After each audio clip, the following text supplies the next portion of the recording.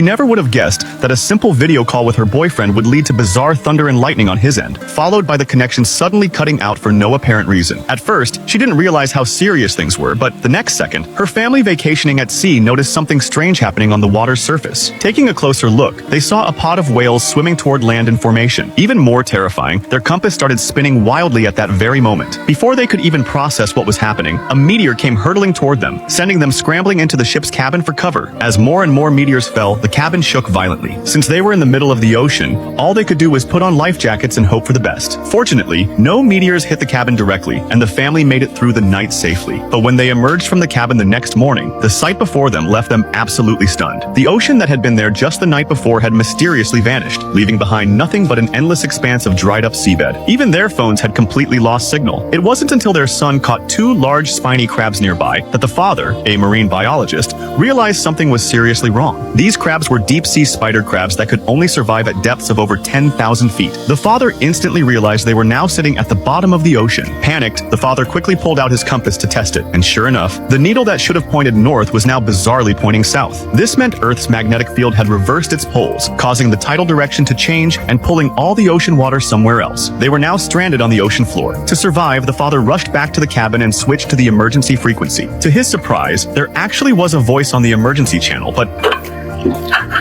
this is now. unfortunately, it wasn't a rescue team. It was an underwater explorer also trapped on the seabed. The explorer said that based on his calculations of tidal velocity, the water would return to its original location in 7 days. In other words, they needed to get to higher ground immediately, or they'd be swept away when the water came back. But the nearest high ground was 500 miles away. There was no way they could make it in 7 days. To survive, Jack's family decided to find the underwater explorer 125 miles away, since his submarine might be able to help them ride out the disaster. So early the next morning, they packed up and prepared to set out. But just then, a figure suddenly appeared in the distance. Jack assumed it was another survivor stranded in the ocean, so he walked over slowly. When he asked, the person said they just wanted some water, so Jack kindly handed it over. But after drinking the water, the stranger suddenly showed their true colors.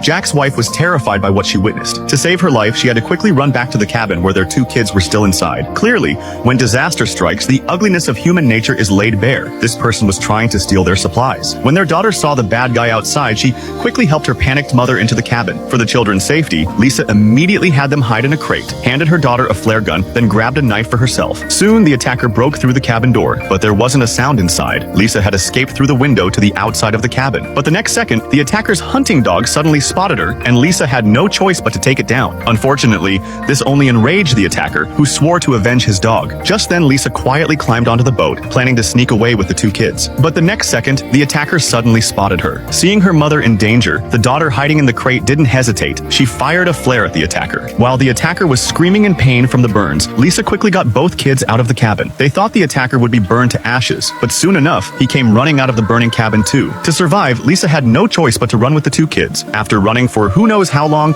they finally found a crevice to hide in. They wanted to rest for a bit in the crevice, but reality wouldn't allow them to stay long. The attacker had caught up with them from behind.